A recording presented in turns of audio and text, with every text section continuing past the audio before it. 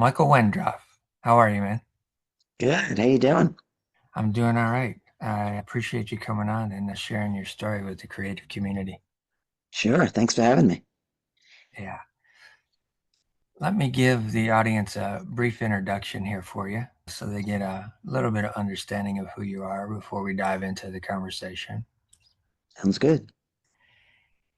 You earned a master's in business administration and marketing from New York University and was inducted into its Hall of Fame.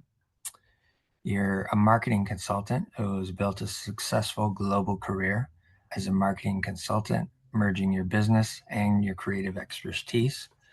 Coming from a deep publishing background where your mother was an editor, stepfather was a literary agent representing major thriller authors, and lending insider insight into the writing industry. You are also an author yourself. You debuted the thriller novel What Goes Around, published by Head of Zeus, Bloomsbury Publishing, available in ebook, audiobook, and hardcover, and your paperback edition just released this month. And it is available in the US, UK, Australia, and foreign rights have been sold in multiple languages. All true. That's that's amazing for your first book to take off like that I've and been very lucky. have it translated into multiple languages. That's very cool. Yeah, thank you. So I want to go back in time to the very beginning of where were you born and what was life like as a kid for Michael? I was born in Queens, New York, a little town called Queens Village. And life was interesting there when I was young. My parents divorced when I was 5 years old. And I was living in a community that was, my father was actually a rabbi, a conservative rabbi in this community. And I think we were the only Jewish family that lived in that community. It was interesting between being the son of a rabbi and the son of a divorced parents. It was a little different for me. Basically, not a lot of the kids I grew up with really wanted to play with me very much. So I did have my best friend was a girl down the street whose mother was also not married. I don't think she Okay. was ever married. And then a few years later, a boy whose family came from Cuba moved in. So then I had some people to play with, but growing up it was a little The unusual. scenario of potential ostracization because your father was a rabbi? Yeah, exactly. Okay, Being the gotcha. only Jewish person in that basically that whole community. Yeah. Right. And did that translate into elementary school as well? I went to a Jewish elementary school. Okay. It was outside my neighborhood, of course, a little Yeah. further away, but I had friends there.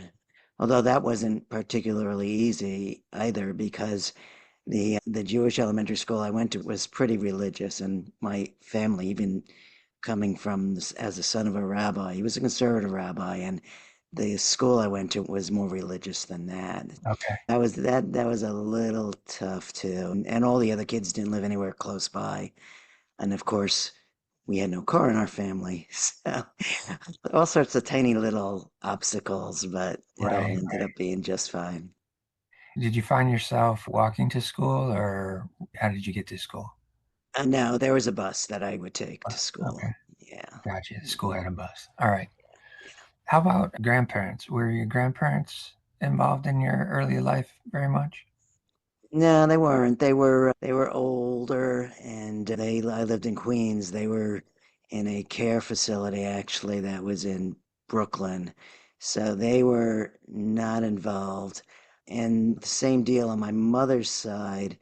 She she hadn't been close to her family at all, so I didn't know my grandparents, though I've heard the stories of my great grandparents. My great grandfather, actually, on my mother's side, was recruited by Thomas Edison Oh, to wow. from the University of Copenhagen. He's Okay. Danish. So he was recruited from there and he came and he worked at his labs in New Jersey at the Edison Labs. Oh, fascinating. Yeah. Fascinating. Yeah, he actually went on to get a number of patents himself besides what he did with Edison. And in fact, he owns a patent on plastic buttons. And he became known in New Jersey as the Button King because he made some money off of that, although his son gambled it all away. But I proudly wear buttons whenever I can on, or Yeah. button-down shirts, I should say. That's fantastic. I find that very amazing. I love fashion. So buttons are definitely a thing that you pay attention to. Very cool. Very cool. So with that, from that perspective of him having that patent, did he basically own all the rights across all the industries, every company that made buttons at that point? Yeah, he made a lot of money on it, and he was always in the society pages.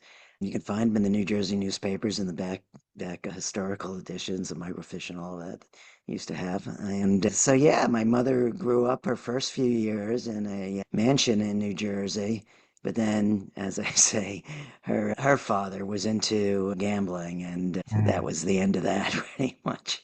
okay. Yeah. Yeah, I get what your drift is. Was there a documentary done on your grandfather at all? No, but that's a cool idea. Yeah, definitely a cool idea. I We could do a seem double feature with my book, What Goes Around. there you go. There you go. And just weave it together. Right. Weave it together. I remember seeing some kind of documentary on somebody who was creating buttons, and I was just curious if that might have been him. What's at that point? I don't believe so. I'll have to check into that. As you were still young, did your mother always work in publishing? Yeah, my mother was a little bit ahead of her time as a businesswoman. She left when I was 5. She wanted to go back to work in the city. So she moved into Manhattan and she got a job in publishing and she kind of worked her way up and she was an editor at a number of publishing houses in New York. I think the one I liked best was the one that also published Archie comics. So I got my free Okay. supply of Archie comics back in the day with Yeah, nice. who was it, Betty and Veronica? Hard to choose between those two. Yeah. I remember that. And I still remember my mother when seeing her on a weekend when she was home with us and she'd be sitting cross-legged on her couch with manuscript pages strewn about her and she's had her red pen in hand and she'd be marking up those pages with all of her editorial comments. And I guess it should have prepared me for when I got my editor's comments. Now, Right. those weren't in red pen, but I'd say the words in the margins of the Word document, they felt like they were in red pen. But I guess I was somewhat prepared seeing my mother go through all that growing up. Yeah, yeah, I imagine. I imagine. She did quite well in the editorial houses, and then she eventually became president of a small company called Belmont Books. So she did well, and then she actually remarried, and she remarried a literary agent. Now, literary agents, as you may know, they're really the key to getting your book published. Publishers these days will not look at a manuscript directly from an author. They really need it needs to go through an agent who is the middleman, make sure that the stuff is good enough for a publisher to spend their time on. And agents do a lot of things. So an agent actually could be your first editor. So often there are agents that will say, before I submit this to the publishers I know, you need to make certain changes. So you would do those first. And then the agents, they really know who, for your genre of book, in my case, what goes around is a thriller, they know who would be the best publishing firms to bring that to, and they would know which editors at the different publishing firms would be best for your type of book. So they have those connections, as the old three martini lunch stories and stuff Right. like that. And then if you get lucky enough to get a sale, what they'll do is they'll negotiate the price on the book and they'll go through the contracts with you and make sure everything in the contract looks okay.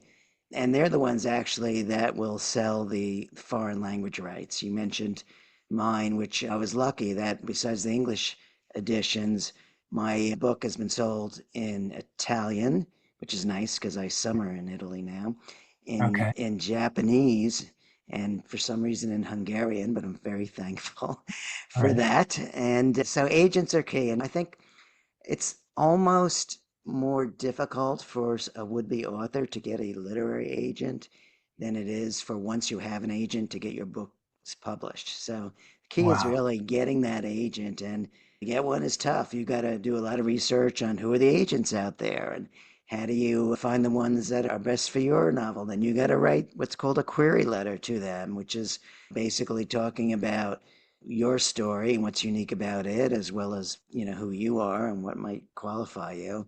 So it's key. So my mother did then marry a literary agent, and his clients were mostly thriller and mystery writers. Since I was able to get all those books for free, I got into those books since they were his clients' books.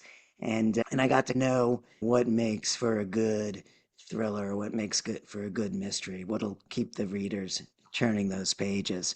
So I got to know them, and then I actually got to know a bunch of authors that were his clients. In fact, one, Robert Ludlum, who your listeners may know from the Born Identity movies with Matt Damon. He was a best-selling author. And I remember one time we were actually vacationing over at his winter home, which was in the Caribbean in St. Thomas. And I remember I was young, and I remember creeping up to the living room where he was sitting on a couch, and he had these yellow legal pads and his number two pencil out, and he was writing away. And that is how he wrote his 450-page thrillers by hand. Wow. Man, I admire Ludlum's poetry and his prose, but thank God when it came time to write What Goes Around, I had a PC. Oh man. With that experience as a child, were you an only child or did you have some siblings at all? I have a older sister and a younger brother. Okay. And how was that for you in terms of travel and having them around as well? Were you guys fairly close and stayed together, or was there the Well, typical first child, second child, third child scenarios going on in terms of personality? it was a little different because a few years after the divorce, we had all been actually living with my father, the three of us, as Okay. my mother went off to pursue her business career. Yeah. And after a few years of that, and when my mother was getting remarried, my siblings decided that they were going to go and live with my mother. And Okay. I decided I was going to stay with my father because at that point I was perfectly happy. So we actually didn't really grow up together that much Gotcha. because of that separation. Yeah. All right. All right. Were either of your siblings creative as well? Not to that degree. No, my brother became a school teacher, and my sister, she got a law degree and she did some accounting, but no one really pursued anything in the creative Creative. field so much. And for me, I started in business, but in marketing, which is more has more of that creative aspect to it. Yeah. Yeah. I'd always liked books. I always actually wanted to be a writer. I always was good at writing, but that was more like school writing and then business writing. Although when I was working in marketing originally, then ad agencies would come to you and they would present their ads. And of course, we'd always critique them. And I would always love rewriting the ads myself, which, of course, I'm sure they hated. I'm sure they didn't buy any of my books. But the marketing thing, that's when you mentioned I went to NYU. So that's where I studied marketing. And in fact, that's where I wrote my thesis, which was on for my MBA degree, which was on marketing in the publishing industry. So that's where I actually married my two loves of books and my new love of marketing. And it was very interesting writing this because a magazine, which is the trade journal of the publishing industry, which is called Publishers Weekly, they got wind that I was interviewing these execs in the publishing firms. and we talked about it, and they started to see what I was writing, and they actually ended up excerpting in three of their editions from my MBA thesis, and they paid me Oh, for it. So I actually got paid for nice. writing my MBA thesis. First time I got paid for writing, and I like that. Oh, for sure. The other I thing I liked though was there was this one time while I was researching it, and I was in the office of Michael Korda, who was then the editor in chief at Simon and Schuster. And I remember it was the time had long passed when we were supposed to have had our discussion. And finally, the door opens up to his office, and he ushers me over. And he says, "Come here. There's someone here I want you to meet." And who was it? But it was Truman Capote. Talk about thrillers, In Cold Blood, like a oh, wow. masterpiece thriller. And he looked just as you'd expect with the big white suit and hat and pink shirt and all of that. It Yeah, was pretty wild, but it was fun for sure. nice. If we back up a little bit Sure. into middle school and high school, did you still go to the same Jewish school or did you transition at that point in time? Yeah, no, I went to a Jewish school as well for Okay. high school. I only went to high school for 3 years because I went to NYU under what they call early admissions. Oh, I was cool. happy to get out of that very regimented type of school and all of a Yes. sudden have all this free time. It was amazing because when you're in a Jewish school, yeshiva, high school, you're learning both all of the normal English subjects everyone learns, but you're also learning all of these different Hebrew studies and Bible studies and all this stuff. Our days would start at 7:30 in the morning Yeah. and they would end at about 6:15 in the evening, so very long days. And Sundays we had to go, but only half a day, so go Oh, man. go study half a day Sunday and then go off. And I was on the track team back then and go practice with the track team or do a track meet. Okay. So they were, yeah, those were busy times, but lots of studying. I think one benefit of being a bit ostracized growing up was that I did get to spend a lot of time studying. So I Okay. think that helped me get my good grades that I've had throughout the Right. schooling process. And get out early. I get it. From fourth grade on, I went to a private Christian school and it was pretty regimented as well. The most excitement I had there was playing sports. Otherwise, it wasn't very fun at Yeah, all. yeah, yeah. The friends that I made there too, I still know a lot of them till to this day. So that was a good part. But That's good. Yeah. everything else, nah, wasn't so much. Did you really excel in track?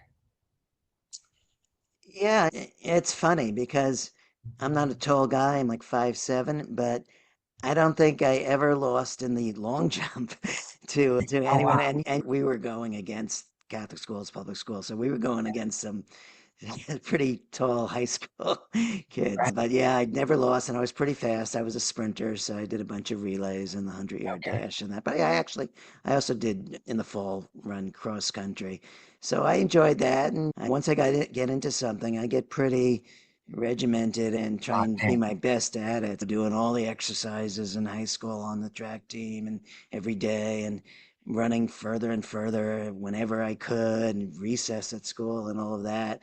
So I enjoyed it. I haven't done much running lately. I ran the New York City Marathon years Cool. ago, which was cool. It was really great. When going from borough to borough, I had such a smile across my face because it was just fun with the all the spectators cheering you on and bands Right. playing here and there. I do remember though when we hit the Bronx, which was at about mile 23 or so. There, the crowds were pretty sparse. That was the toughest part. But then head back into Manhattan, and when you get into Central Park, you definitely get that second wind. And I had that smile even as I crossed the finish line. It was cool. Yeah. Nice. I noticed you got some baseballs on the wall there behind you. Yeah. Were Yeah. you really into baseball as a kid growing up?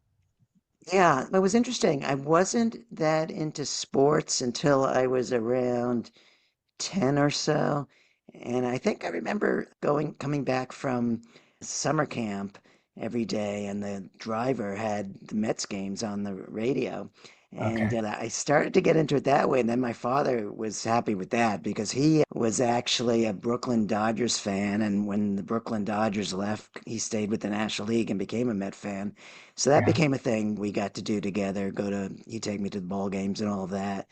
He was an interesting guy because when he grew up, he'd also play in the Sandlots baseball in Brooklyn.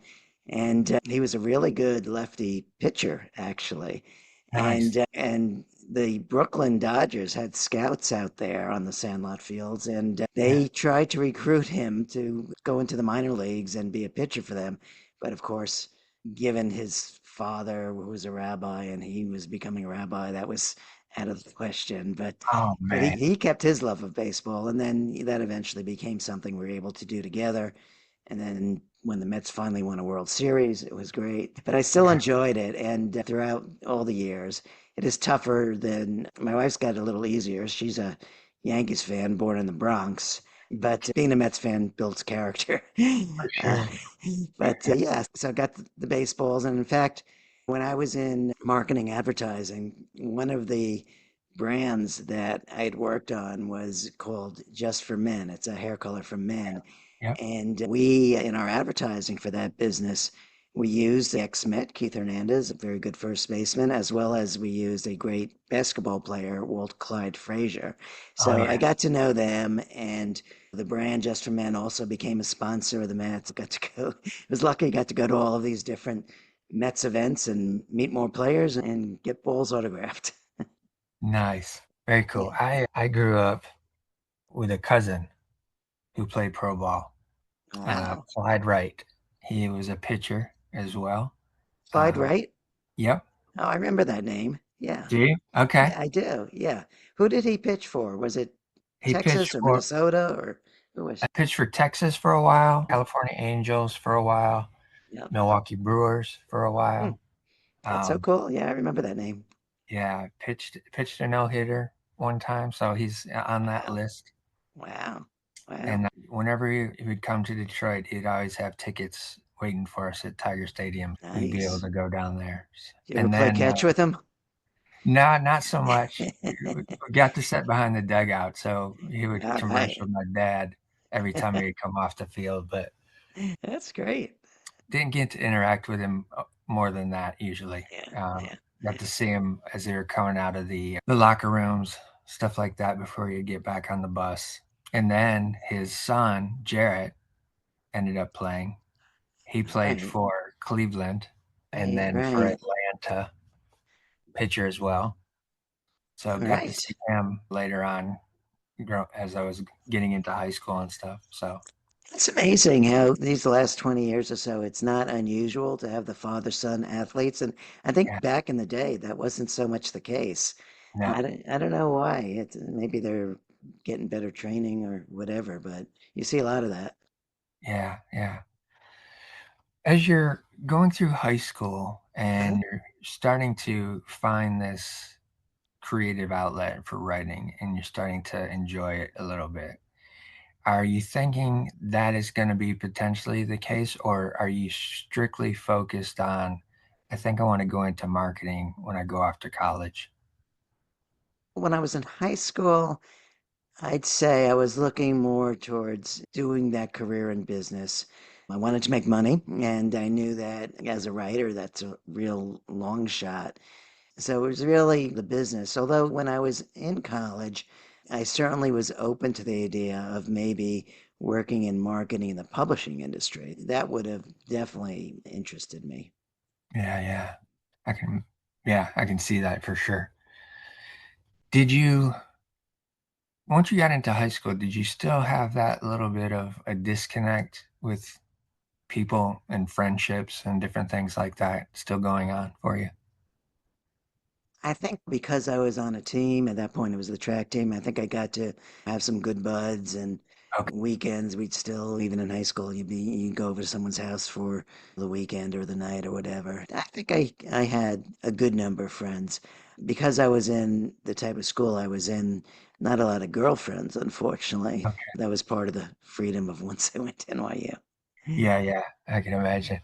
And how was that for you once you stepped onto the campus and realized this is a completely different environment than what I just came out of. Yeah, it was amazing. So much free time. You take a couple of classes a day. You can sleep late. Don't go to school on Fridays or Sundays. Yeah, And exactly. it was like free at last. Now, that was great. And it was still a little different, I guess, because when I started, because I skipped my senior year and stuff, Yeah, I was 16 years old when I started NYU. So I was certainly one of the younger ones there, but I was able to make friends and then girlfriends. But I just loved it. I loved the classes I was taking, and mostly the freedom and going to school in New York City. You've got the whole city around you and all that the city has to offer. And the school was in Greenwich Village, which is a part of New York City that is just it's different. It's just very relaxed and yeah. younger and a lot of music and all of that. So it was a great change for me and it was a great environment. Being that young, did you have to work to go to school, or were you able to go based off of maybe scholarship or help from your father and mother? I didn't have to work, although I did. I actually was recruited for by NYU, not from a sports standpoint, but from an academic standpoint. At that point, they were trying to. They have always been a really good school, but they've been trying to further up their standards Okay. based on the tests that I'd taken, SATs, et cetera, et cetera. They wanted me to come, and they had developed what they call a university scholars program. So they recruited me for that, and they actually ended up basically I I didn't have to pay anything for school, and I actually got a little stipend to do stuff Oh, that they did. wow. It was a great organization. It had all sorts of we'd go to plays. We actually even did a 1 week trip to Europe. Oh, It wow. was a trip, so I was just extremely lucky because it's good because certainly my father didn't, as a rabbi, he never made more than $16,000 a year. My stepfather, literary agent, certainly did okay. And actually, my parents got divorced. It's tough when you're young. I got to see two sides of the world. I got to see the poorer side and the richer side. And Yeah, I yeah, guess that gave me an incentive to strive to do well and be on the richer side of yeah. the world. But I did work actually in his literary agency first for years, going with manuscripts in hand to publishers, taking the subway to their offices and dropping off manuscripts. Now everything's done electronically. But back in the Right. day, that's how it was done. You take the author's manuscripts. So I did that at first, and then I eventually actually worked in their foreign department, trying to sell foreign language rights as well, helping out there. So I did do that while I was going to NYU, and that was fun too. I can imagine. Holy cow. That's a fantastic journey. Yeah. Being that young and being recognized for your academic excellence to the point where they're like, we want you to be a part of this program that we're trying to create and develop, and we're going to pay you. Pretty unheard of. Pretty cool. Yeah. Yeah, Yeah. that's amazing. And then also, too, getting to dabble into the writing universe, Yeah. Yeah. working in the office there with your stepfather. Yeah. I imagine as well, since you graduated early from high school, you're graduating early from college, even at that point. Yeah. Yeah. I had my MBA I think I was 21 when I had my MBA behind me. Yeah. Yeah, that's wow. That's an accomplishment. Like for real, that is a accomplishment. Especially, I imagine what might have been the stressors of what's taking place at home created that internal drive for you that you wanted to learn everything that you could, study even more, maybe even escape into books and the comics as well. And that just spurred this internal creative of trying to figure things out maybe a little bit faster. Would that And be? it's yeah, and it's also interesting now that I think about it that I've I was working hard. and I had some luck and I had some good situations as we just talked. But Yeah. at the same time, there's the stress of feeling you got to get an A all the time. You don't want, Yeah. if you get your B plus, then you're like marked That's for not good enough. life and you're not going to get the job you want and Right. it's all going to go downhill. So there was always that continued stress, even though if I'm doing great and winning awards, it's always, I got to keep this up. I got to keep this up. There's that Okay. part of it too. Yeah. And did that affect you in a way that was very intensely stressful on top of everything else? Yeah, I think looking back, I kind of wish I had enjoyed the victories and the test scores, the this, the that were good, and just said to myself, relax. Yeah. Yeah. And you don't have to be that great, but or that good. And yeah, it just seemed there were probably a lot of moments where I could have enjoyed the moment more. But looking back, I didn't. I was just worried about the next thing and not relishing what was right in front of me. Yeah. I get it. I totally get it. Once you're at NYU, you're in this completely different environment, not so structured, not so regimented.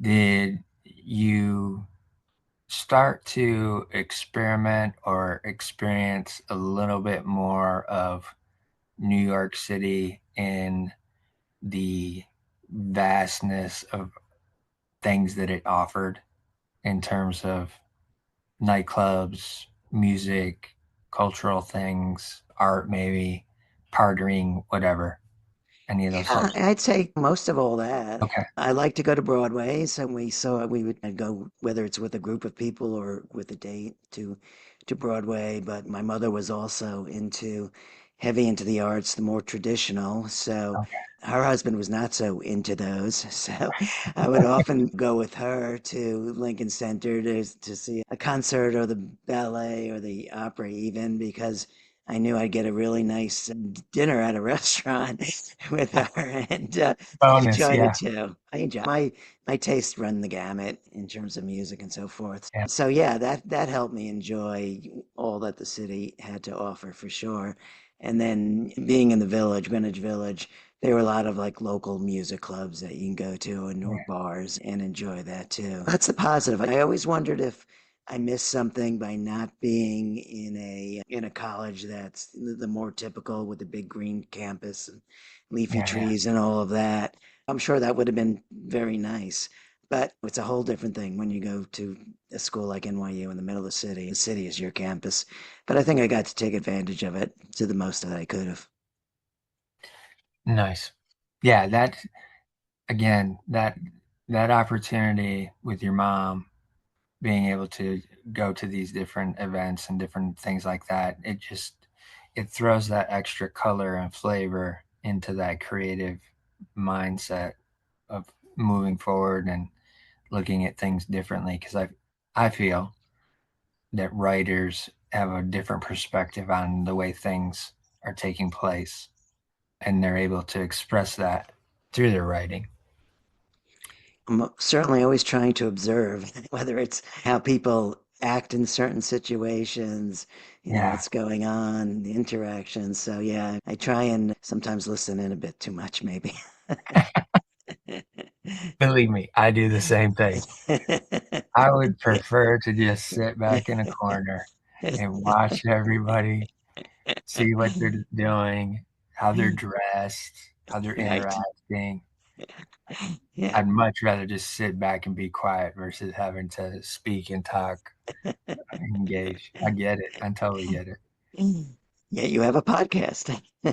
Yes, and yet I have a podcast, which ironically, if you would have asked me if I would have think about doing a podcast 2 years ago, it'd have been hell no from the beginning. Just no way.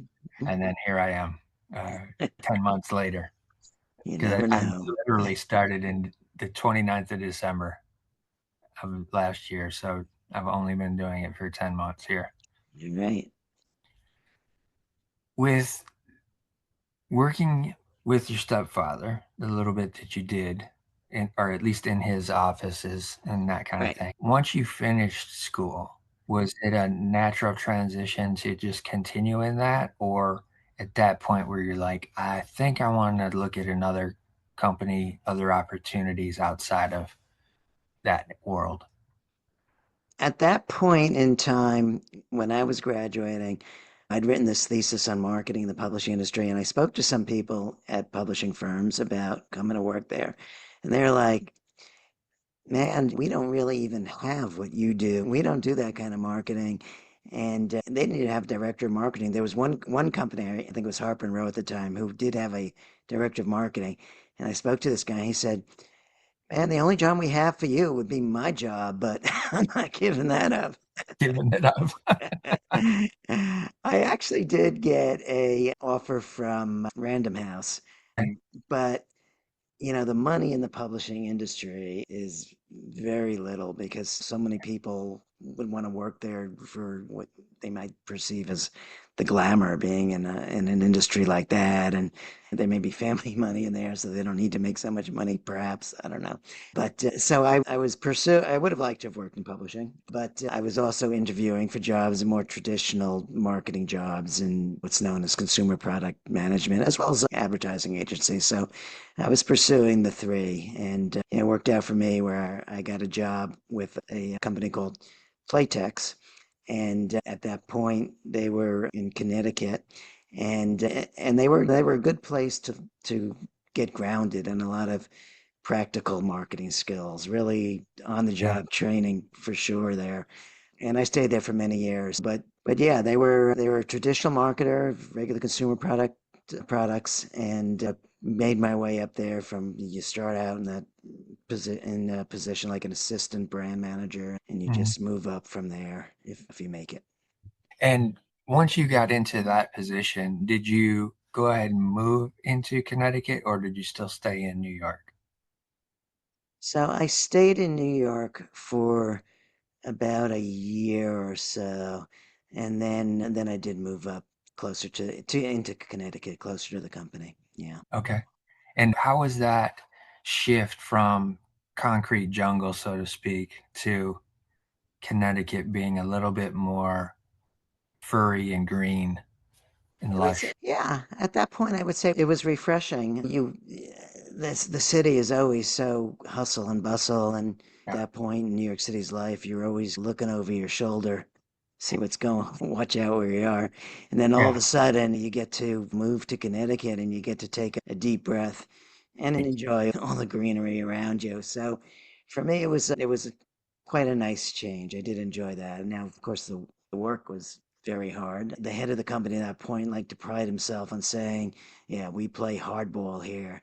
And if you're an assistant, a new employee assistant in marketing at those jobs, you're expected to be in by no later than 8, and you probably wouldn't be leaving before 7 or 8 at night. And during the planning time of the year, which would be like 3 months, and you can easily be there till 3 in the morning. It Oh, was wow. crazy starting. It's a good thing I had that background from the yeshiva in high school, so Right.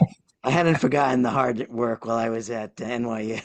But yeah, once you start out in marketing, those first couple of years are pretty crazy. It's kind of people in finance too, those investment bankers early Oh, on. It's like nuts. So I think a yeah. lot of professions are probably like that.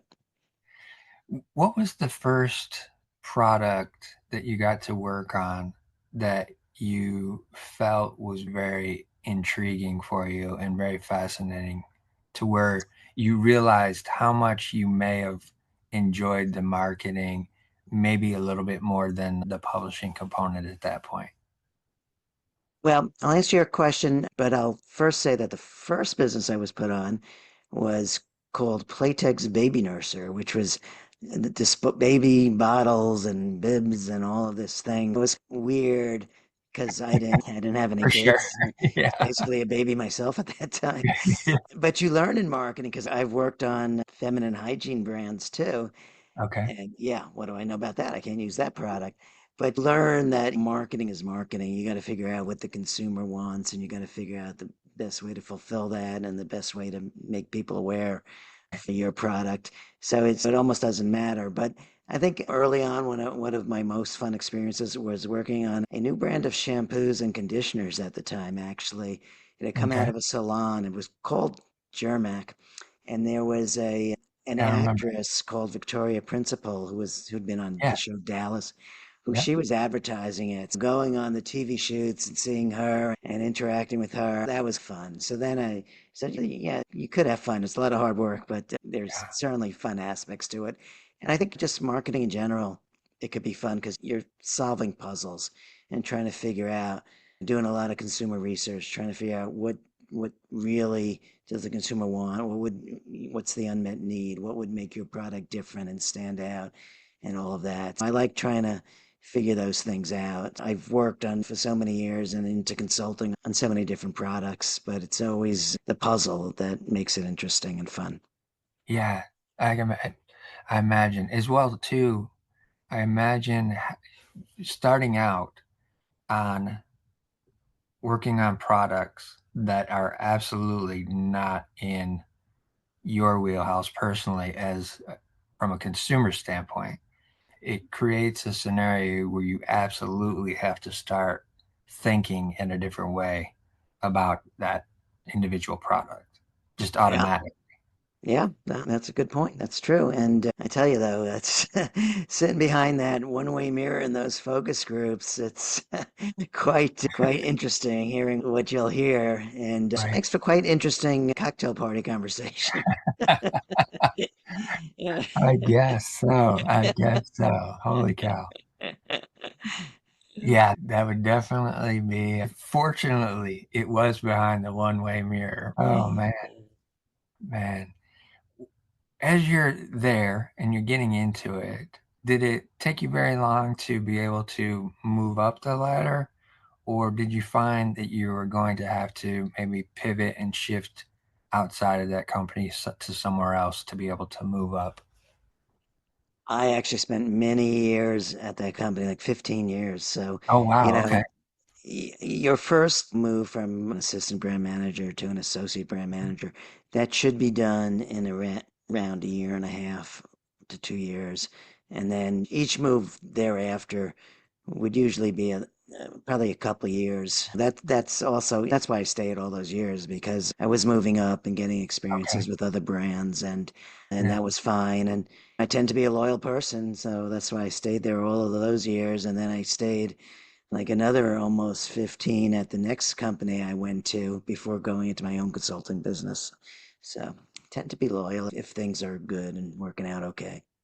For sure. Hearing you say that, it takes me back to that decision that you had to make when your siblings decided they were going to go and live with your mom. You stayed with your dad to for Oh, loyalty. Yeah, because there was no negatives in that I perceived in the situation I was in. He's a right. very loving father. We'd play catch with his lefty fastball and so forth. The cooking wasn't there, but we got by. A lot Yeah. of TV dinners. Yeah.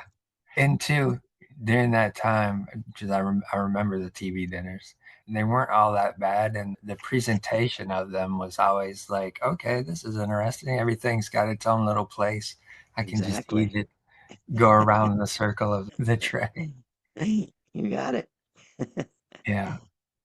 Once you got towards the end of that 15-year period, and you're starting to, I imagine, have these interests in maybe doing something more, doing something different.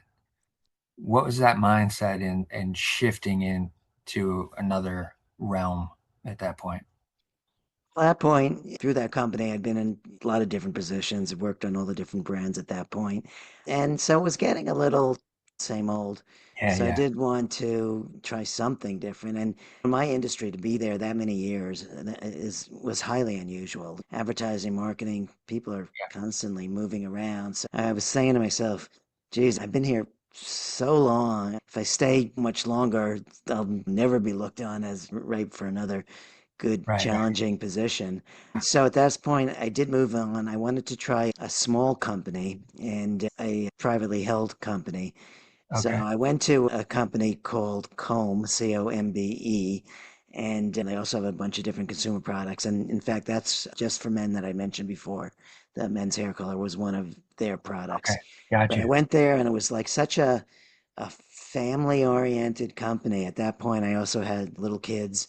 And Uh, they said when I was interviewing, they said, your number one priority is not going to be this company. Your number one priority has to be your family. And then the company we expect you to do work hard and do a good job for, but that's your number two priority. So I was a little shocked by that. It was a completely different way of thinking than my prior company. And so that gave me a really good feeling for them. And it was at that point, it was the guy who was in charge was the one who founded it years before. He was an older man at that point, but his son was working in the company and taking over as yeah. well. It looked like it would be staying in the same family and staying with the same values that they had. Once I heard that with my little kids, I wanted to make sure I had time for them first and be able to go to all of their sporting events, games. Yeah. Yeah. That weighed heavily in my decision to move to them. And I was very happy with them. As I said, I stayed another 15 years. 15 years. Exactly. As you're saying, you've got little kids at this point. Let's roll back just a little bit to where and how you meet your wife. Was that potentially something that came out of college, or was that from working in that environment? It was actually a third time's a charm because Okay. she and I, we both went to NYU undergraduate. We were both in business school there, although I didn't know her. I'd seen her across the way as there's an attractive Yeah. lady, but we were in different circles. And then we both ended up going to NYU for our MBAs.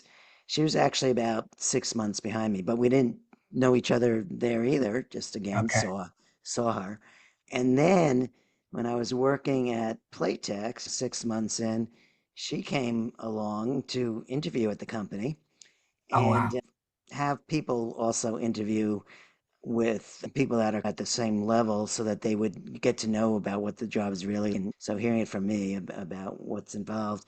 But of course, since I was very interested in her, I told her, "All right, here's what this person's going to be like. Here's what they're going to ask you. Here's the way you should answer at this type of company." So gave her the whole down low and Yeah. Yeah. and she got the job. And so then after that, we became friendly and eventually married. Nice. That's a very cool story. Very cool story. Yeah. Third time was a charm for sure. And also, too, the fact that you're helping her in the process of getting the job. You're like, here's the skinny on all of the ins and Exactly. outs of what's about to happen moving forward.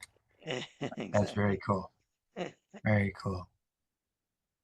From that perspective of being in marketing, being able to take a product and help get it to market, all of that creative juice and that flow that's in play, what was the one thing that most excited you about the things that you were working on and doing?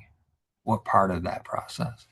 I think certainly the advertising part of that process. So Okay. you're working with advertising agencies to come up with the ads and then going on the shoots. You'd have, as a marketing person, you'd be there with the agency people to supervise them to, and there's always little questions that come up on the product that have to be answered. And just getting to know the actors and the actresses. And even before that, doing the casting, being involved in saying, well, here's what we're looking for, and then seeing the actors and actresses, reading the roles and making decisions on them.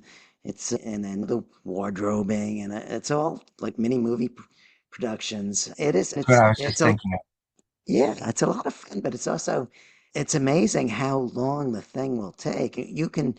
We could shoot a 15-second commercial and it could take 2 or 3 days to shoot that. There's a lot of downtime, there's a lot of waiting. There's the boring side to it, but overall, it's a fun thing being able to go there and see the ads that you work with the agencies on in concept form, see them come to life. And of course, so much better when they sell your product. For sure, for sure.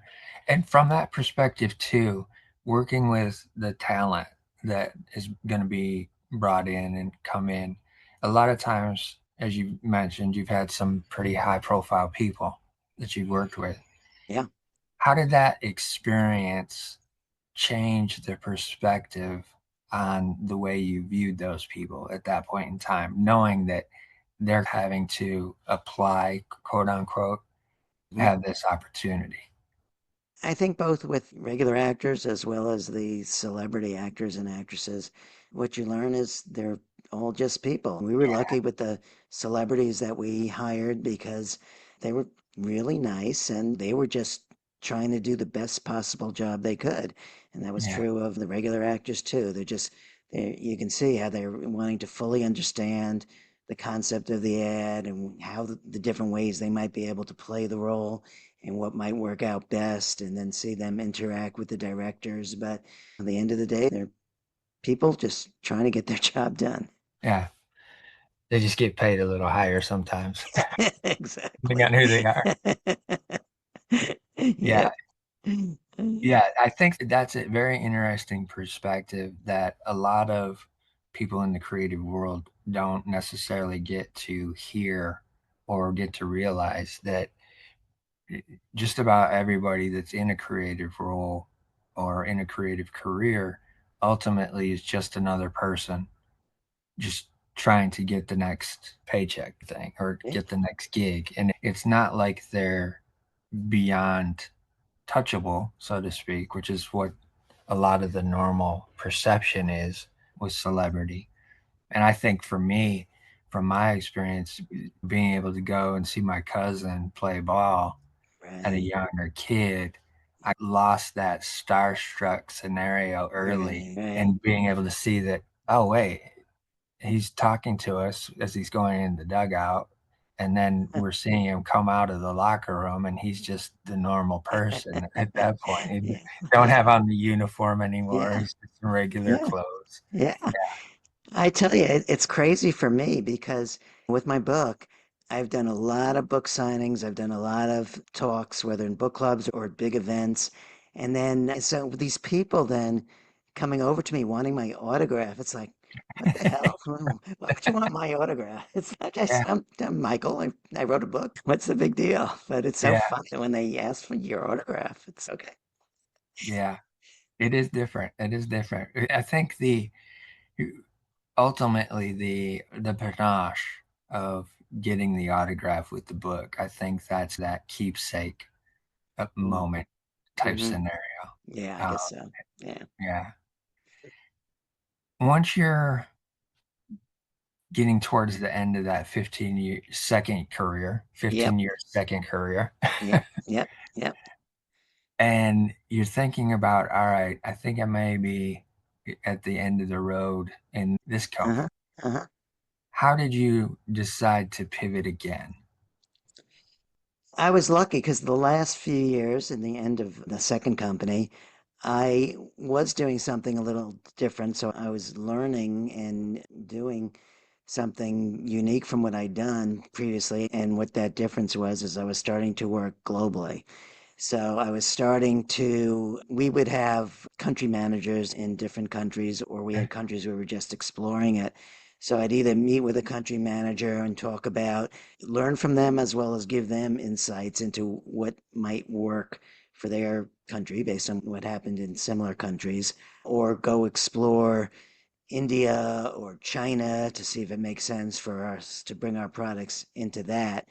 So I got to go basically all over the world for a few years, and at the same time, obviously, I'm learning about the different countries and how different things are valued and so forth. So I did really enjoy that part. And then there came a period of time I said, okay, that's cool. I learned that. Maybe I could become my run a business myself and be a global marketing expert based on what I'd picked up both in the US over all these years and in the Yeah. last prior years in other countries. So that's when I decided to go on it on my own, which was a good decision. Okay. And once you start traveling around the world, also having a family as well, how did that time abroad affect you in terms of when you got back? Was it a scenario of, oh man, or I can't wait to get back home? Or Was it a scenario of, I know I've got to do this, my family understands it, and that you just keep moving along that way? The timing for that really worked out well because at that point, the kids were getting older, either finishing high school or beyond. And so it became an easier time for me to be able to be away. And they all also understood what was going on and that that this was part of the job. And they had all of their friends groups at that point. But they got a kick out of it. They call me Mr. Global, and Nice. they Okay. liked hearing about the different countries and so forth. I think the timing was just right. Gotcha. And were there any of those opportunities allowing for you to maybe take them with you? Maybe what you experienced when your mom would take you guys abroad early on as kids? Yeah, good point. Actually, my son got to spend his 16th birthday walking in the Great Wall of China, and he got Oh, to wow. come along on that trip, which was Cool. good. He'd also gone, and my wife, and they'd also gone on a trip with me to London, and actually, now that I'm thinking about it, to the Netherlands too. Yeah, we actually did a little bit of being able to take advantage of that as a family. So that was a good benefit as well. And a lot of these countries are countries that I went to and them that we probably would not have gone to if not for business. Otherwise, So, yeah. so that turned out to be a real plus. Cool. And did you have, uh, with realizing in those times that you're doing something with your family that you were able to do early on with your mom and stepfather and those types of situations, were you able to reminisce a little bit about the opportunity to be able to share that experience with them and offer them that opportunity? I think I was just grateful that I was able to do those things with them. But thinking back, yeah, I was lucky that I was put in the position where, with my mother and stepfather, I was able to experience a lot of new things that, if my mother had never gotten divorced and I'd grown up in Queens Village and Yeah, that was it, I think the experiences certainly would have been lesser. yeah, And I don't think I would have become whatever I became. yeah, yeah. I would imagine it would have been. And that's how I'm weaving the story as you're telling it, seeing Hmm. these different things play out and how it could have gone in this other way. But the way that it went provided a whole lot of extra flavor, extra color, different things like that, that I imagine ended up playing out in your writing Yeah, as well. yeah, I think so. As you step into doing your own business and doing the consulting on all these different new projects and whatnot, did you have the opportunity to be able to be very selective at that point of who you decided you wanted to work with? Or was it just a scenario of, here's an opportunity, I'm just getting going, I'll just take whatever's coming this way? Or were you the one going and getting them? It was a balance. So I would say Okay. that I was open to any marketing opportunity where consulting was requested, meaning that I would take small jobs. But at the same time, I'd had a lot of experience in the men's hair color business, which is quite an interesting business, very psychological, actually. And I'd learned that from the global part of it, that how men feel about coloring their hair differs amazingly by country to country. And for example, in India, it's men are considered unusual if they don't color their gray hair, Really? versus the U.S. It's a lot tougher sell.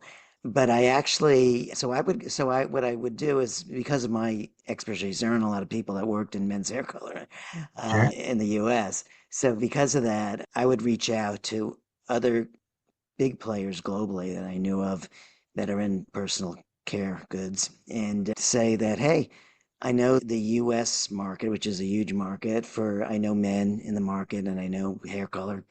And right now there's only one game in town, basically, which was the Just for Men brand that we had built. Yeah. And I said that I've got a lot of expertise. I know, what's good about the current offerings and what's where the weaknesses are. Would Yeah. you have an interest in pursuing that? And I actually did get a very large company as a client. It's called out of India. It's called Godrej. And they're actually no one's heard of them here in the US, but they're a $4 billion company because they're in all sorts of different Wow. industries, but they have a lot of personal care expertise. I did a consulting job with them for years. Okay. Okay. Can you talk a little bit about the psychology component of men's hair care? Because I don't think the general world and general audience would understand how that could play into something like that type of product. Yeah, I mean, it's really interesting because there was this whole thing years ago where it was considered only women color their hair, and if a guy wants to get rid of his gray, he might be considered effeminate. That was one of the reasons why we came up with a strategy of using professional athletes, guys, to Yeah. promote the business. So that's how Walt Frazier and Keith Hernandez, and we had some football players, and we had pretty big stars from all over who did our advertising then to try and attack that psychological barrier. And then we did all sorts of research. We did research once where we hypnotized guys to find out what's going on in their psyches. Yeah. We did stuff where we'd follow them in home and watch their routines. We had connected with Harvard psychiatrists, all sorts of things. And at the end of the day, we found out that there's a lot of reasons why guys might want to get rid of their gray. Certainly, a big one would be when guys get divorced. And that would happen often when they're in their early 40s, I'd say, and they're starting to gray and they're back in the dating scene and they don't necessarily want to go out with someone their age. They prefer a younger lady. So that would be a motivating factor to color their hair. Then we would also learn that there are aspects of business that would be a psychological factor involved. And guys who are gray in business might not be looked on as energetic as the younger guys that they're competing with in business. And Right. they may not be seen as up to date on what's going on in the world if they got a head full of gray hair. So, how you're perceived in business and, being in the rat race and wanting to keep your job and keep on getting promoted, that became a psychological motivating factor. And we also saw that family became a factor too, in that your daughters, you don't want to look like a grandfather to your daughter, or you don't Yeah. want them to be concerned that you're aging and you're not going to be around for them. That was a very deep psychological thing we found about the concerns of little kids and losing Interesting. a parent and all of that. Different reasons for different men to color their Yeah. hair. It wasn't that simple. And we'd have to devise a marketing strategy first to overcome the feminine thing, and then secondly, to push on those different triggers that guys might have. And Yeah, for sure. there was the basic, if I look good, I feel good, and I want to feel good. Yeah. That was a part of it too.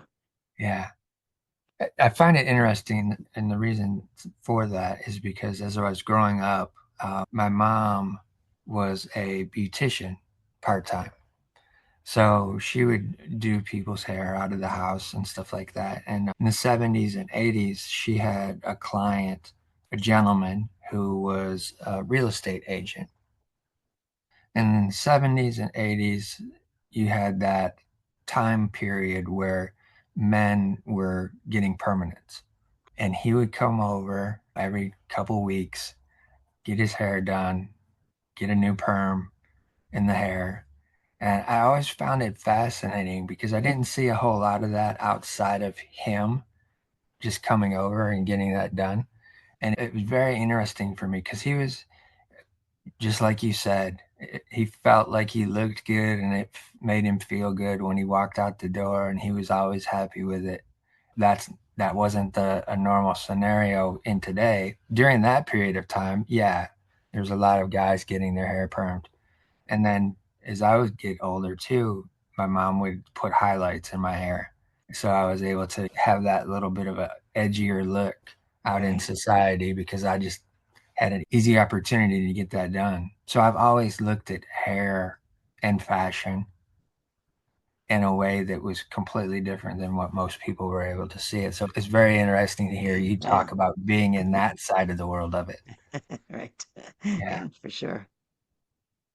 When you're building this career up with your own marketing opportunities and consulting with these different companies and countries, in essence, when does the spark or the desire to step into writing start to bubble up within you at that point in time?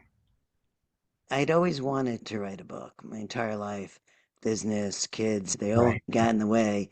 And then it became of an age, I said, man, if I don't do this thing soon, this may never happen. And then the pandemic came, COVID-19. So that point, business had slowed down. Here in Florida, you couldn't even go to the beaches, couldn't play tennis, couldn't do anything. I was out of excuses for not trying to write that book. So that's when I said, all right, let me give this a shot. So I did. And was the interest to step into the thriller side of things traced all the way back to your stepfather and bringing those books home to you? Oh, for sure. Yeah, yeah. That's where reading all of those that were there, I got to really enjoy them and got a feel for what was making the better seller ones better selling. So tried to emulate the good stuff that I'd learned from then when I finally decided to give it a shot. Okay, yeah. I imagine that all helped in the process of making that decision to go in a certain route. Yeah, for sure. Yeah, I can see that very much. And then also too from the marketing side of stuff, you're able to look at it from that perspective. Is this going to be something that's going to work? All that kind of thing. When you decided what you were going to write on and coming up with that title, What Goes Around, what was the premise behind that in terms of the creation? It's interesting because actually it was my publisher who came up with that title, which I thought once I heard it, yeah, originally I had it titled as Perennial. And my publisher said to me, the name's fine, but it doesn't really sound like a thriller name. Here's a bunch of other options for this name. And what goes around was on that list. I said, oh, that's perfect based on the key premise and twist in this book. And actually, the impetus for writing this specific book does go back to my mother. It actually Okay. goes back to what she said to me the second that I was born, or so I'm told. I was put on her chest. She looked deeply into my eyes and she said, oh, how nice to see you again. Oh, wow. Yeah, it was. Wow. So that again part always intrigued me, and I wanted to do something with it. And it certainly plays into the major twist ending in my book that's been called extremely original and cool.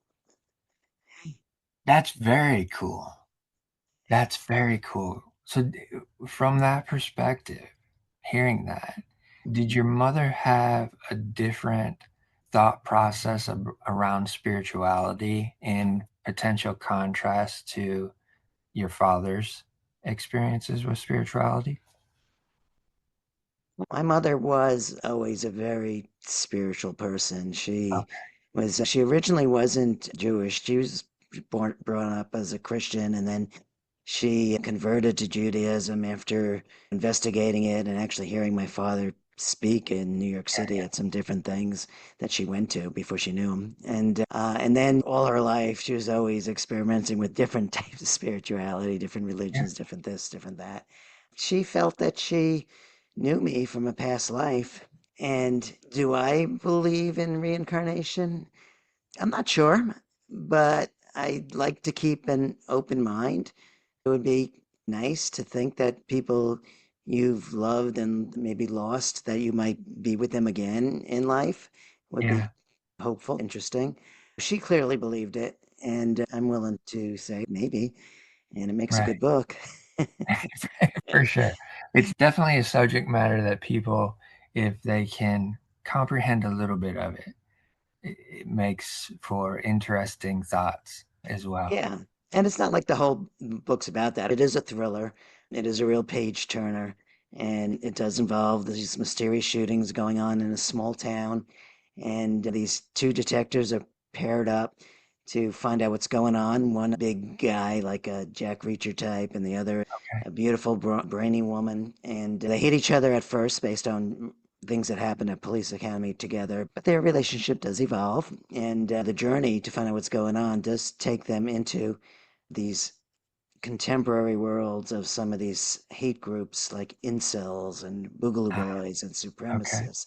So a lot of Yeah. the reviewers said that I managed to make a real page-turning thriller, but also touch on some difficult contemporary issues in society today.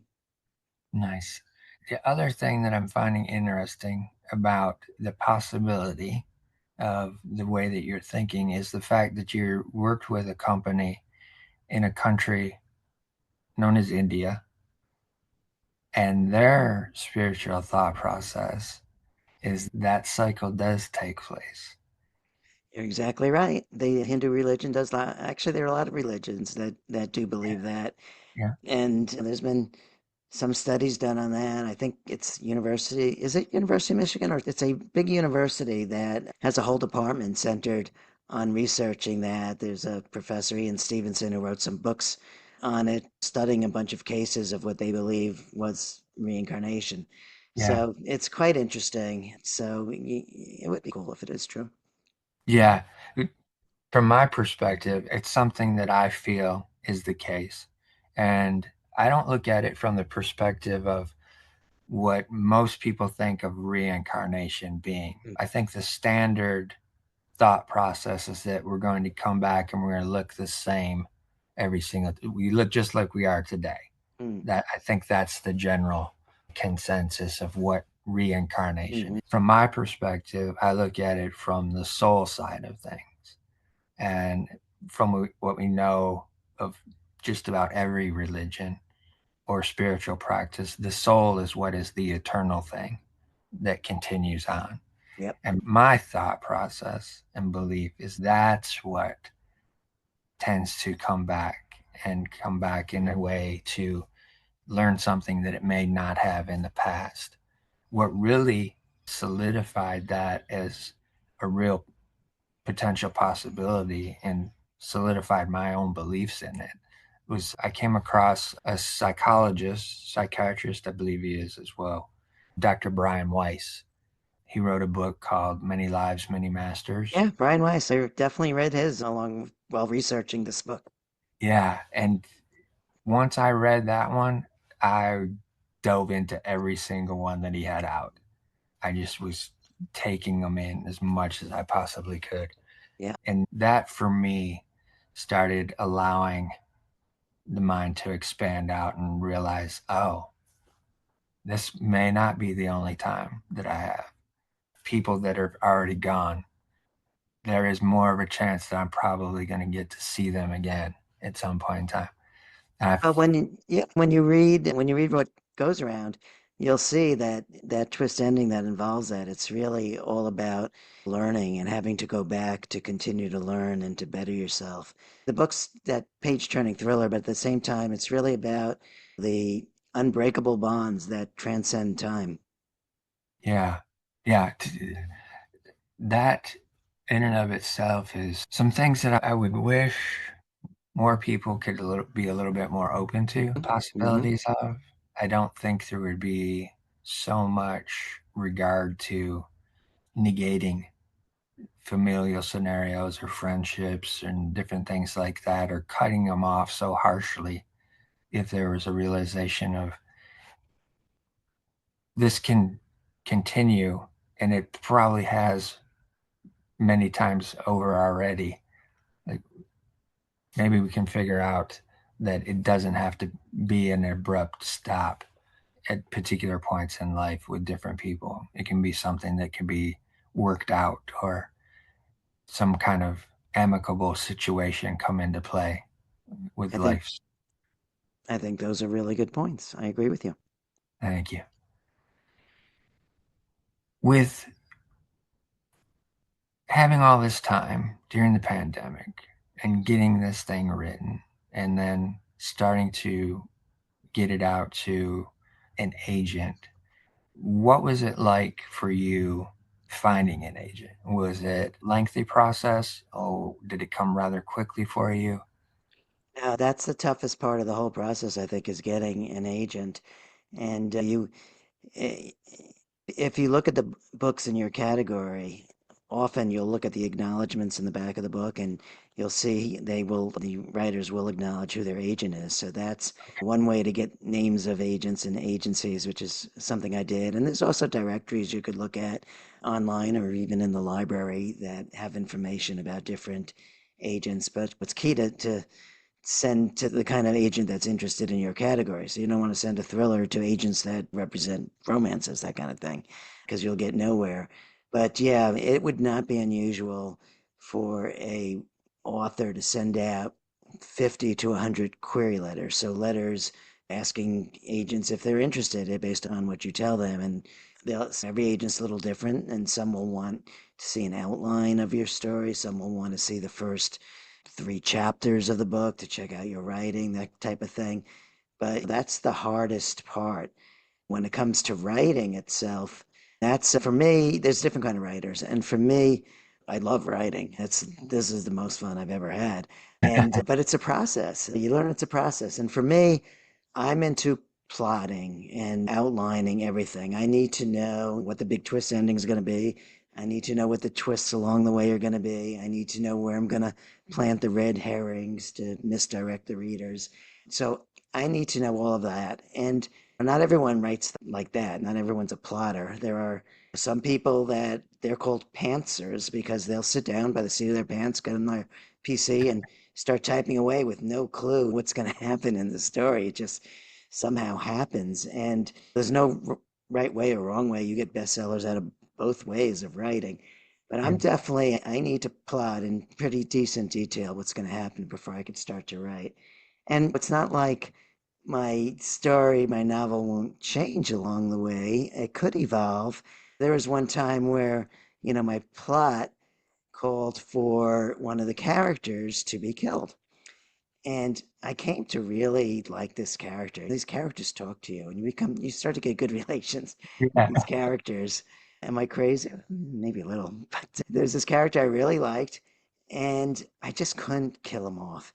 So I had to change the plot of the book. But in fact, there was this other character who was a very similar thing. I'd come to have this really like this character, my Yeah. best friend, and I had to kill him off. And this time I actually did. And my wife's yelling at me the whole next week, why are you in such a depression? He's not real. He's not real. To authors, these characters are real. They really are. The writing process, for me at least, is first do the detailed outline. Yeah. Second, then becomes the research because in what goes around, I'm dealing with guns, I'm dealing with these crazy groups, and what did I know about them? What does a yeshiva boy know about guns and so forth? So I had to do the research, and so that's a lot of googling. These days as I'm writing my second book, because my what goes around did, so got such great reviews that my publisher gave me a contract for a second book. So I'm writing that now, but now there's Chat GPT, which for research I find to be very efficient. You do have to double check what they say. So much more efficient than Googling 50 sources. So Yeah. there's that. But what I really believe the best way to research is to actually talk to the people that do the professions that you're writing about. I'm living in a community here. I've been very lucky because I was able to talk to FBI agents, able to talk to a chief of police, able to talk to a female detective, which for my story was Oh, very important.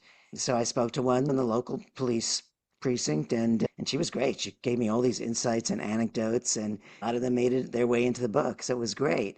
Now, I don't think I spoke to any serial killers, but who knows? right. Little breadcrumb. So plotting and then the research and then the last aspect of all that is when I actually get to sit down and write. And for me, I like to write in the mornings when I'm fresher. And what I'll do is I'll just start scribbling away on my PC to get the story line out, get the things moving in the story. And don't worry about the writing itself, certainly not the punctuation, the grammar, but even don't worry about the words used.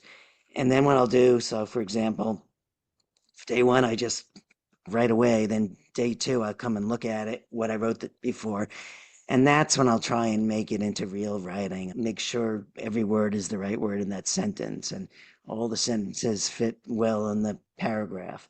And that's where I'll add the metaphors and the analogies and certain areas where I want the writing almost to sound a bit poetic. And after I do that, then I'll start the process again. So scribble out the next part of the process of the story, and that will be day in and day out the process. Get the story out, go back and rewrite it so it's real writing, get the story out, rewrite it until finally, finally, I can write my two favorite words, which are the end. Ah, I get it. I get it.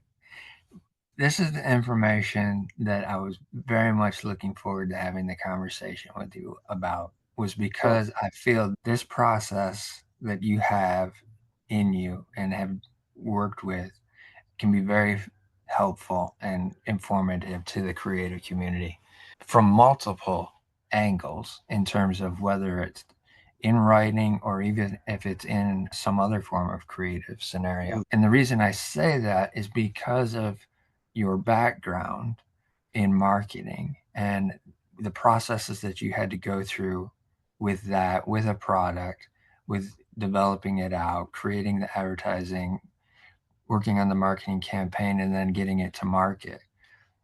That process, as you're describing the way you're writing, I'm seeing is almost of a mirror scenario, so to speak. One of the things that you said that I found very interesting that I'd like to touch on just a little bit is when you had to kill off that character. You had gotten so connected to that character that after you went through that process of ending that storyline, you said your wife was asking you, "Why are you so depressed?" Which tends to lead me to believe that process of creation ultimately has a bit of a connection that becomes more than just pen to paper separation. Am yeah, I on track with that? you get, yeah, you get immersed in this world and these people become real. Yeah. Yeah.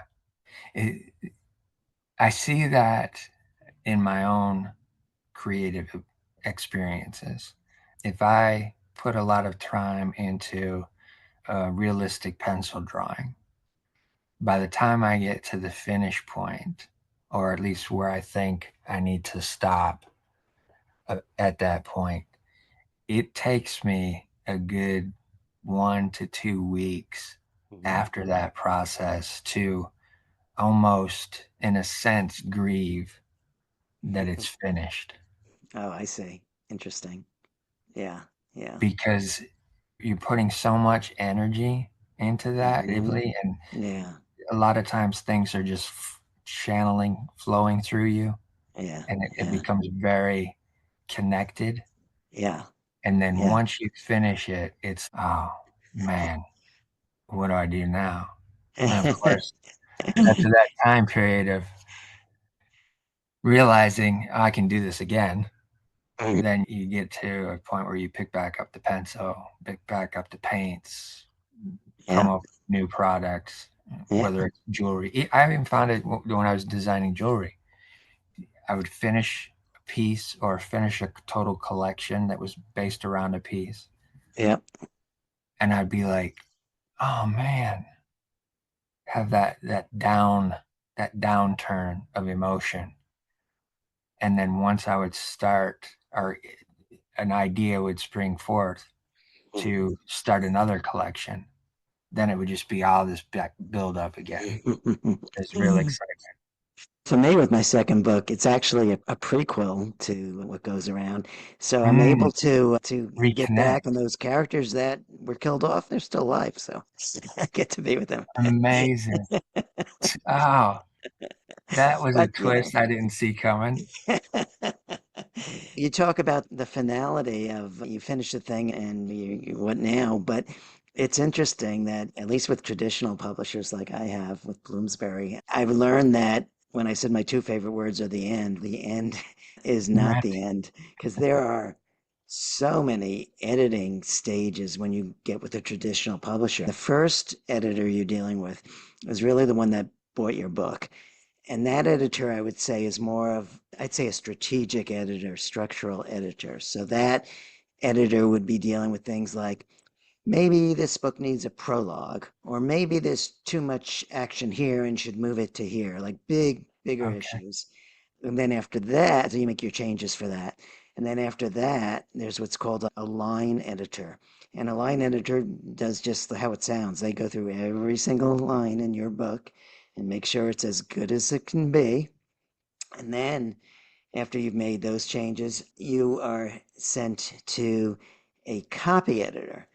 And the copy editor's job is to make sure you didn't do something like say, oh, she has green eyes in chapter 2 and brown eyes in chapter 8. Or make sure your facts on, if you're dealing with guns or whatever you're dealing with, specialized things, make sure your facts are right. You got to go through it then.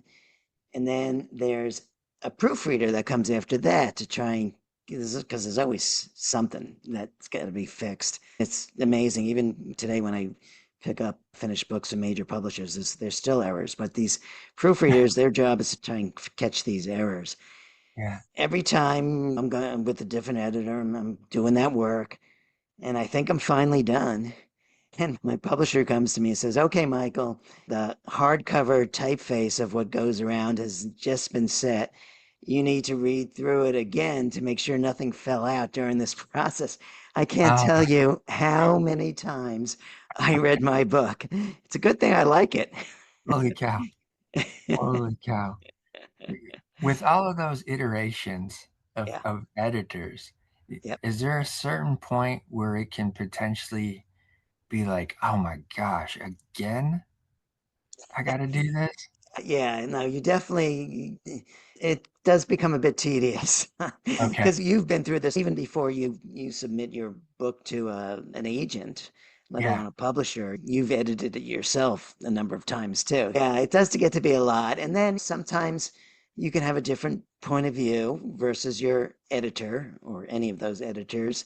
I was lucky with mine because there'd be certain times where there'd be a disagreement and either my editor would listen to my rationale and say, okay, that makes sense. Or I would listen to his rationale and I'd say, okay, that makes sense. Because a lot of times, if there's a real reason you're doing it, or yeah, and at some point you are given some creative license, like things that normally wouldn't be right, they'll say, okay, it's a give and take, but it's a process for sure. Yeah. Until you get that left-handed fastball like you got from your father as a kid. Right. Exactly. Uh, with that give and take component, Yeah. would you say to a creative who's potentially looking to step into this or may Hmm. be on their first work, would you say for them to be open, but also to still have a little bit of that confidence to stay with what your original vision is at certain points? I guess it depends on how far along in the writing process this writer is. I think it's good if you're a writer and you could maybe have a writing group where you can bounce things off each other and Yeah. get feedback. And at that stage, how much you listen to that is going to be a little bit up to you, depending on how consistent or not the feedback is. But I would say two areas of advice I think are the biggest things for would-be authors. And one is when it comes to the writing itself, there is a real craft involved in writing. And you have to learn that craft. And there's a lot of ways you can learn your craft. I took a number of, you can learn it online. I took a number of courses. I think it was BBC Maestro that was doing the ones I took one was a writing course from Lee Child, who's very successful with the Jack Reacher books. Another was from Harlan Coben, also a very successful thriller writer. Yeah. Yeah. And they don't always agree on everything, which is good because you could take what works for you and do your own style to some degree. But you definitely will learn a lot. There's a lot about points of view and when you're writing. Whose point of view is it going to be from? There's a lot about how to keep the readers excited, how to make sure your middle of the book doesn't drag, how to do dialogue, how to do openings, how to do close. There's a lot to learn. You can also learn by going to conventions. Every genre will have its own convention. I, for example, go to Thriller Fest, which is in New York City once a year, and you get all big name writers there. And a lot of what that's about is days of seminar symposiums on different aspects of writing where you will learn as well as you make great friendships. And I found the writing community is amazingly friendly and amazingly helpful. Oh, That's why I was lucky. I met people there who were best-selling authors who were actually willing to read my book, then a totally unknown author, yeah, and they gave me these great quotes about it. Learning your craft, meeting other writers, that's very important for a would-be writer. And then the other thing I think that's important for would-be writers to realize is that these days, being an author, even traditionally published like I am, being an author is 50% writing and the other 50% is marketing. You got to go on podcasts like this great podcast. You've got to expand, get out on social media. If you have a little bit of a presence on social media right now, now's the time to try and expand that presence on social media because publishers actually look at that when they make a decision on whether they're going to publish your book. It says, is yeah, he going to be helpful in the process of getting the word out for this book? Get out on social media and being ready to talk publicly at events. I definitely had an advantage in that area based on my background. yeah, Writers in general tend to be introverts, so that could be a very hard aspect for them. yeah, But for me, talking at book events, book signings, bookstores, fairs, all of that, that because of my training and background comes a little more naturally. There could be like a local writers fair and there'll be authors sitting behind a table and they're waiting for people to come up to them and I'll be standing in front of the table, reaching out and talking to them about my book. But that's what people would-be authors have to realize that you gotta get out there on social media, start laying the groundwork for that. And the more you do this kind of thing, the more comfortable you'll get at it and the more, second nature will become. So those would be the two key pieces of advice I have for would-be authors. And actually, if there's any writer that has more questions, you can reach me on my website, michaelwendroff.com, and I have my email there. And believe me, I answer every single question I get. I enjoy helping would-be authors along. that's amazing. Perfect. And we'll have all that information too linked in the description of Great. each one of the episode releases on the whatever platforms, most of everyone that we're on, anyways. That was the other thing that I was going to go to next was the component of putting this out to market. How Mhm. much of, based on your experience and what you've done with all these other products, how much opportunity do you have working with the publisher to help direct some of that?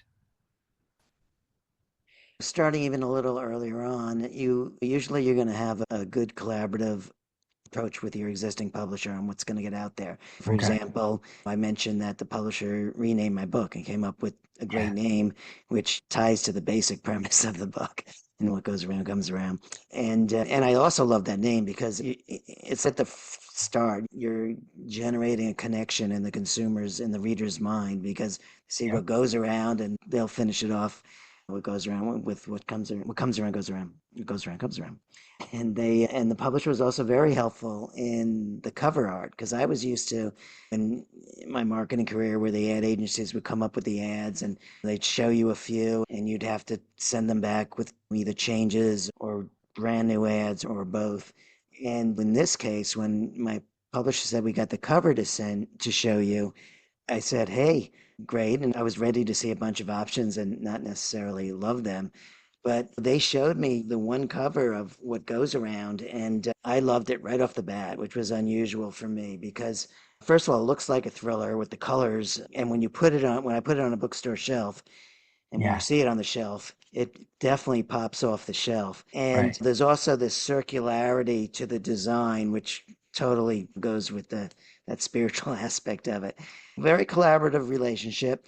They've done some social media marketing, but as I said, they're really depending on authors to get out there and work it too. But it's interesting because all of the publishers have been helpful. I was in Italy this summer, and my Italian publisher was getting all of these interviews where they'd put subtitles on me because it's obviously the book was in Italian.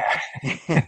And the interviews, which they would translate into Italian, and that showed up online or in magazines. Publishers can are very helpful, and it could be very collaborative. I've never had any negative on anything with them. And of course, if you self-publish, which is a very legitimate way to publish too, there's been best-selling novels that have come out of publishing, self-publishing. But then obviously it's 100% reliant on you getting Yeah. out there and making it work. Yeah, for sure. It's completely different today versus 20 years ago Hmm? in the industry, Yeah. where you relied on the publisher to help put everything out there. And then Mm. you do the book tour Right. thing. Right. Now it's like you said, they want to know like what your social media looks like, how many people are following you, how many people are you connected to, what's that circle look like? Because, and that's across multiple industries, even probably more so in the music industry. They're looking at that and they're Yeah. like, wait a second, you only got 150 people that are following you. We're gonna have to do something about that. Yep. Exactly. Exactly. With the opportunities to create this prequel now, Yeah. and you get to re-engage with the character because now she's alive again.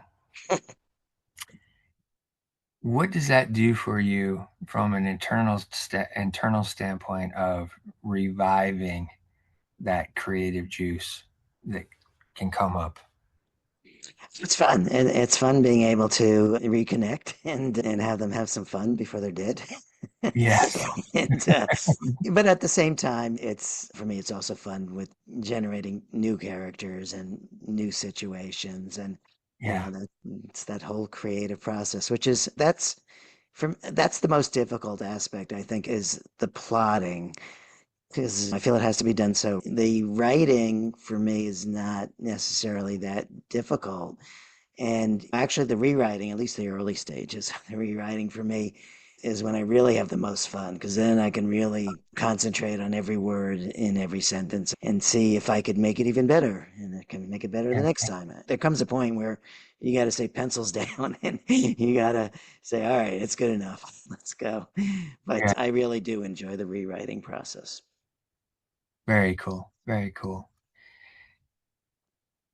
I want to again go back to early on in life when you didn't have a whole lot of connection in place, an opportunity to be friends with a lot of people.